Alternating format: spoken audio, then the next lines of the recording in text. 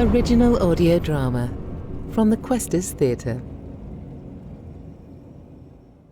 Nothing But Complete Oblivion, a play for radio by Ian Fulton. It is August 1933. We're at Marbank, Worcestershire, the home of the 75-year-old Sir Edward Elgar.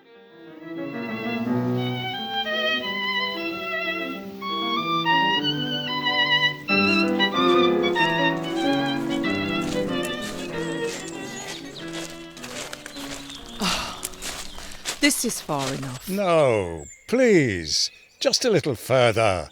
We're not even at the end of the garden. Under the tree, please. I'm tired. Tired of doing this every day, pushing you down the same damn path. This is far enough, no more. It won't be for much longer. I don't care. Enough is enough. You can stay here.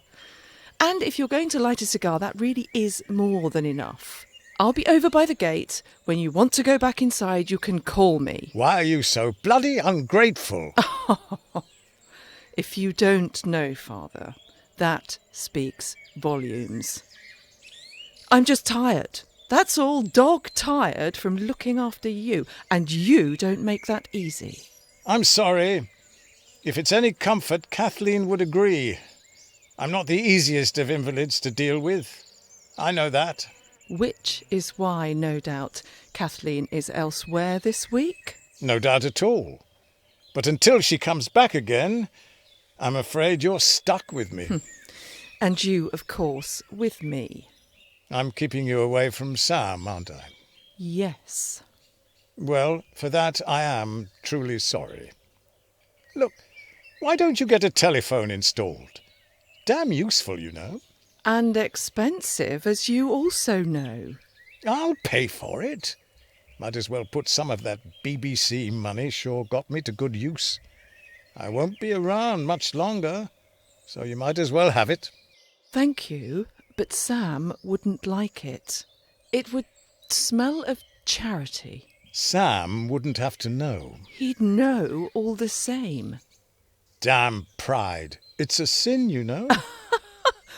Pot and kettle, wouldn't you say, Father? Touché.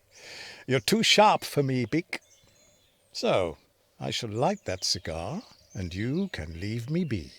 Good. Light your cigar. You can call me when you're finished.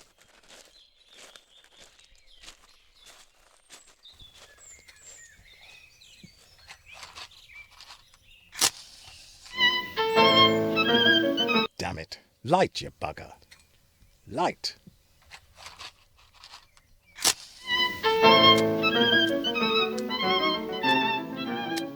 Better.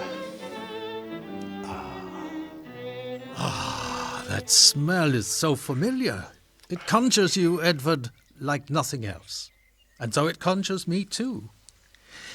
And you were never very patient, were you? Not with Caris, anyway.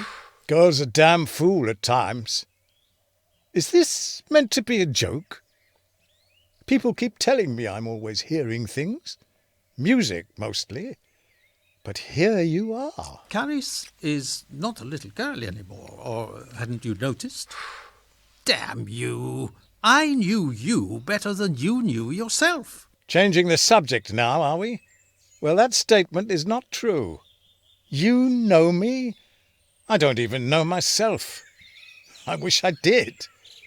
Anyway, you can't see into another's soul, assuming there is one to see into. Wrong. Not wrong. True. You may have been my best friend, but you knew nothing of the real me. Nonsense. I did. I knew the real man well enough. The sad, damaged, shy man. You and Brahms have more in common than you think. More than just the musical styles. At times, anyway. At least you only grew a moustache. A grand one, I admit, fit for a major general. Not the full set like him. But you both grew them to hide behind. Utter rubbish. You've been studying that damn Freud. 2 Huns out a hunting. Well, it won't do, Auguste. You'll neither of you catch me. He's Austrian. I'm the Hun. I was always catching you. I'm a hunter, remember? A good one in more than just name. Every time you fell, we caught. Both Alice and I. You never noticed? Too busy falling. Too busy indeed, making you money. Nonsense. You're fond of that word, aren't you? If the cap fits, as the English say. Snug and smug. Well, damn your eyes. Yes, you knew me, you and Alice. You should have married her. 2 bloody slave drivers together. It would have been a match made in hell. You needed us both. You'd have been nothing without us. Nothing. I'd have succeeded without you, don't you worry. You know that's not true. You know it. Spite, that's what it is. Spite and malice. Have you come here simply to insult me, or is there something here I'm not understanding? Yes, why are you here exactly, Nim? You've been dead. What is it? 25 years? It's time for a reckoning, Edward. Don't tell me. You and Alice both? She's here. Just doesn't want to talk to you just yet. Asked me to speak to you first. I seem to have done rather well since you died. But not since Alice. What have you done since then, eh? Got you there, eh? I've been ill. Nonsense. There you go again. I've been ill, that's all. Sick in the heart. But you've always been sick there, haven't you? Stick to publishing music. Cheap psychiatry doesn't suit you. But I am right this time, am I not? All right, you win. Sick in the heart. There. Pleased with yourself? You got it out of me at last. Well, now I'm sick to death in the body, too. Cancer. So that's that. The final curtain. Or should that be final ovation? No more encores from me. I'm finished. Which is just why we are here. I did wonder, after all this time. So just what is it you want, both of you? The truth. It's as simple as that. The truth is all we want. The truth, my dear Auguste, is never simple. Well, let's try keep it as simple as we can, shall we? As you wish. Good. Now you, Alice. He's ready for you now. I suppose you're going to tell me off for not working harder than I am. I could do that. You've not composed much recently, have you, Edu? Well, a few sketches, an opera, a new symphony too. That's well on its way. But nothing finished? Not nearly. No. A long way from finished. And not much time left to complete them now. It's that woman, isn't it? I take it that you are referring to Vera? And the others. There have always been others. You know that. I've never hidden it. I've never had to. They've always been completely innocent. That's not how it felt at the time. Helen, Rosa, Julia, Alice Stuart Wortley, Dora. I could go on. Ah, but which Dora? Don't tease. I'm serious. So am I. Which Dora? What does it matter which Dora? You were there for them, always. I've never been unfaithful. Except in your thoughts. Never. Oh, so just who was the violin concerto dedicated to? Not me. You got Salut d'amour. What more do you want? I set that poem of yours in sea pictures. Stop avoiding the question. Admit it. You respected me, but you never really loved me. Not as I loved you. I gave you every single thing I had. Was that not enough for you? Answer me. Please. Nonsense. Now you're sounding like me. You still here, enjoying this, are you? Not one bit. Though I have to ask, without those women, just what would you have composed? What does it matter now? It's over. There won't be any more. Not even for Vera. For heaven's sake, woman, she's half my age. I'm a sick old man. I'm dying. So you say. And when I am dead, that will be that. No afterlife, nothing but complete oblivion. Which, begs the question. Why are you both here? We've come for the truth. And you won't get it. I've told you. Faithful to the end, just like one of the dogs. Faithful as a dog, but not faithful to the truth or to real love. Which is it? What does it matter? A deathbed confession won't make any difference now. We'd better go, Alice. This is getting us nowhere. Yes, go. Better you'd never come. Some secrets need to go to the grave. I'm taking mine with me.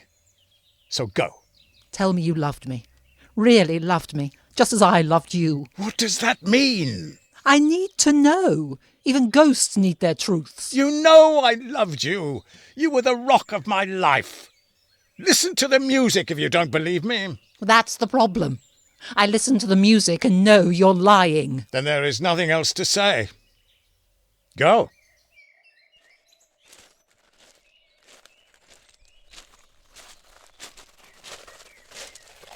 Talking to yourself again, Father. Or singing, perhaps. Kathleen says you hear music all the time. Does she? Talking behind my back, was she? Perhaps I do. I thought I'd fallen asleep. But if you say so, perhaps I was singing to myself. A sad song, perhaps. Best for winter. I'm not sure I'll see the next winter out. I'm sorry I snapped at you earlier. Will you forgive me? Oh, you're forgiven. I'm sorry for being snappy too. Lack of sleep. I do miss Sam. Of course you do. Let's get inside. No, just a few moments more. On my own. You go in. Organise some tea. Or perhaps something stronger? I'd love a whiskey. Bit early for whiskey. Oh, all right then, as a treat. I'll be back when everything's ready.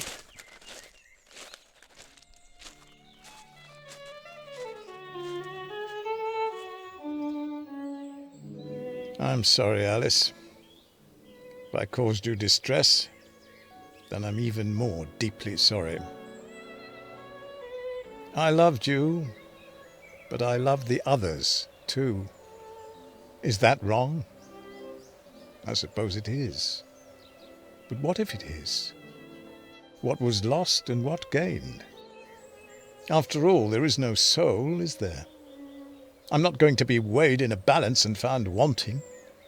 So what use is guilt? And yet I feel it. But not because of what I did, what I felt, but that I never acted upon those impulses. I was moved enough to love, but not moved enough to act. Helen, Julia, Dora, Rosa, Vera. You're all I have left, and soon I won't even have that. Don't they say, better to have loved and lost? And Alice, you drove me. You made me achieve what in my darkest depths I never thought possible. Is that love? And is this how I repay it? With oblivion? There's nothing left but oblivion.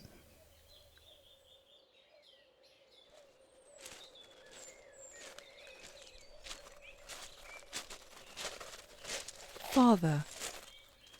Father.